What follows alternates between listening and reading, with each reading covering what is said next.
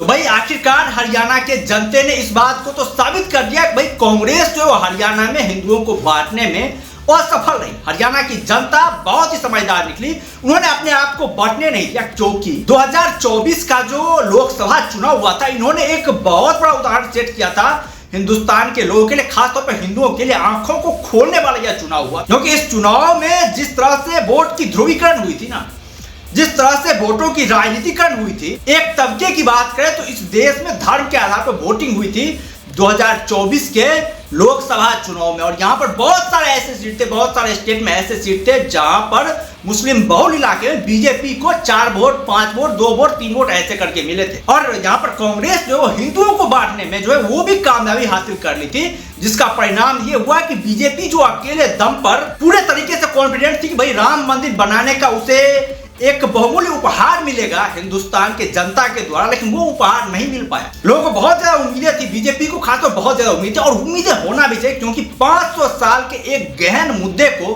BJP ने समझाया था और इसका क्रेडिट मिलना चाहिए था बीजेपी को। लेकिन परिणाम क्या हुआ? परिणाम ये हुआ कि बीजेपी अयोध्या से भी, जो कि अयोध्या की सीट थी, वहां पर बीजेपी ने इतना बड़ा डेवलपमेंट किया था, इतना बड़ा बजट दिया था अयोध्या को विकसित करने के लिए, वहां पर जो है बीजेपी की सरकार हार जाती है। और इससे बड़ा जो है एग्जाम्पल और क्या हो सकता है हिंदुओं के लिए? भाई हिंदू जो है ना, वो हर हमेशा अपने विकास के आधार पर वोट करते हैं, अच्छी शिक्षा, अच्छी खान पान, अच्छी नौकरी, इस सब के चक्कर में वोट करते हैं। जबकि यदि मुसलमानों की बात करें तो वो एक तरीके से, पूरी तरीके सुसंगठित तरीके से अपने कौम को अपने धर्म के आधार पर, एक उम्मत के आधार पर वोट करते हैं। और यही कारण है कि भाई बीजेपी की नींव हिला डाली इन लोगों ने।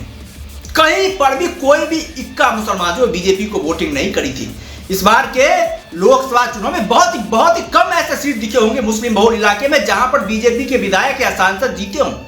बहुत कम सीटें वो आप लोगों को दिखेंगे। और यदि अब नहीं संभला गया ना, अब यदि जागरूकता नहीं आई ना, तो भाई फिर जो है हिंदुस्तान को कोई बचा नहीं सकता, कोई नहीं बचा सकता है। जिस तरह से इस समय हिंदुस्तान में स्थिति हो रखी है, बहुत ही भयावह स्थिति हो रखी है, बहुत ही, एक कहें तो भारत जो देश है, इसके सभ्यता संस्कृति को मिटाने की पूरी तरीके से चौतरफ से आक्रमण की जा रही है।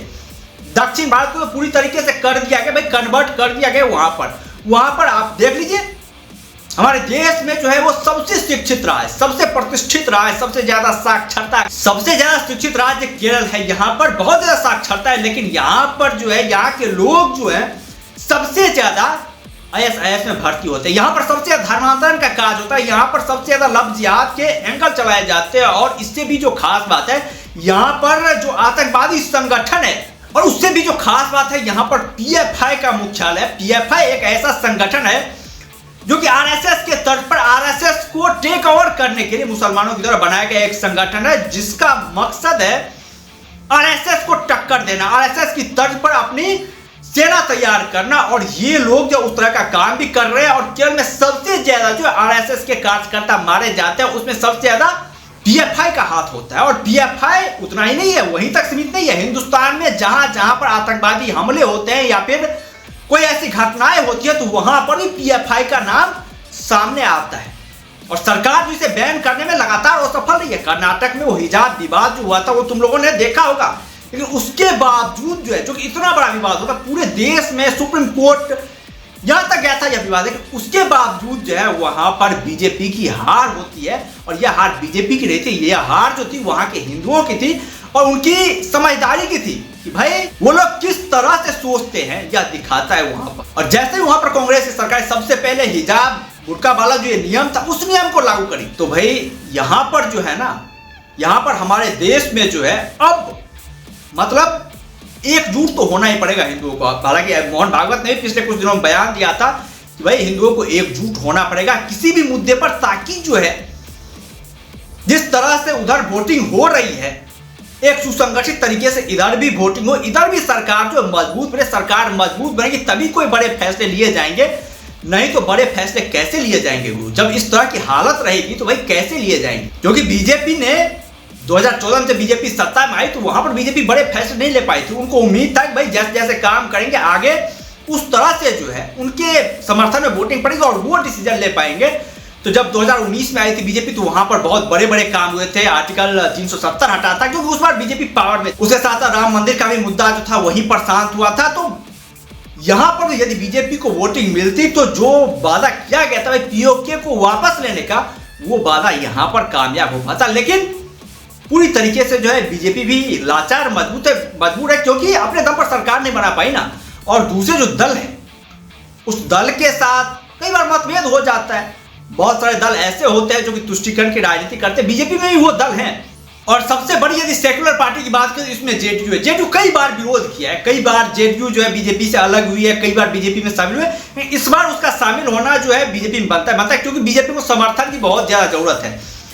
लेकिन इसका भी जो वो नियम है ना, बिहार में जो जेडीयू की सरकार सत्ता में आती है वो भी तुष्टीकरण का बहुत ज्यादा काम करती है। यहाँ पर बहुत ज्यादा तुष्टीकरण का जो है वो रूल नियम लगाती है। इनके कई सारे सांसद विधायक जो है वो किसी खास वर्ग से आते हैं, उसके सपोर्ट के लिए ये जो जेडीयू की पार्टी वो आतुर रहती है, ये नहीं चाहती है।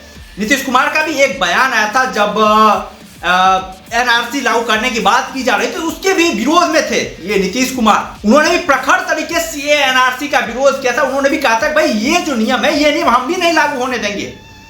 और ऐसे लोग को जो है बीजेपी अपने अलायंस में लाते हुए बार बार धोखा देने के बाद और ऐसी पार्टी के दम पर जब आप सरकार बनाते तो भाई कैसे आप बड़े फैसले लेंगे, कैसे आप बड़े फैसले लेंगे, ये सोचने वाली बात है। और यही कारण है कि बीजेपी जो है इस बार बहुत बड़े फैसले नहीं ले पा रही है। जबकि पहले जब इलेक्शन हुआ था हमारा लोकसभा चुनाव, उससे पहले ही कहा गया था भाई लोकसभा चुनाव के बाद जो है सीए, एनसीआर और एनपीआर को लागू किया जाएगा। अब तक यह नियम जो है यह लागू नहीं हुआ है और यह एक बहुत बड़ी खबरदार है बॉस। क्योंकि यदि सीए एनसीआर की बात, ये 2019 में इस तरह के कानून बने थे और अब तक जो है 2024 चल रहा है, 5 साल बीत चुके हैं, इस तरह के कानून अभी तक लागू नहीं हुए हैं। और क्यों नहीं लागू हुए ये तुम सभी लोग जानते हो कि भाई जहां जहां कांग्रेस की सरकार है वहां वहां इस कानून का विरोध प्रदर्शन होता है। बहुत सारे उग्र प्रदर्शन हुए थे जिसके कारण इसको शामिल नहीं किया गया था। कांग्रेस पूरी तरीके से जो है वो इसका सपोर्ट कर रही थी कि भाई सीए एनसीआर जो है वो लागू ना हो हमारे देश में, ताकि घुसपैठिए उनका वोट बैंक बना, वो वोट बैंक बना रहे।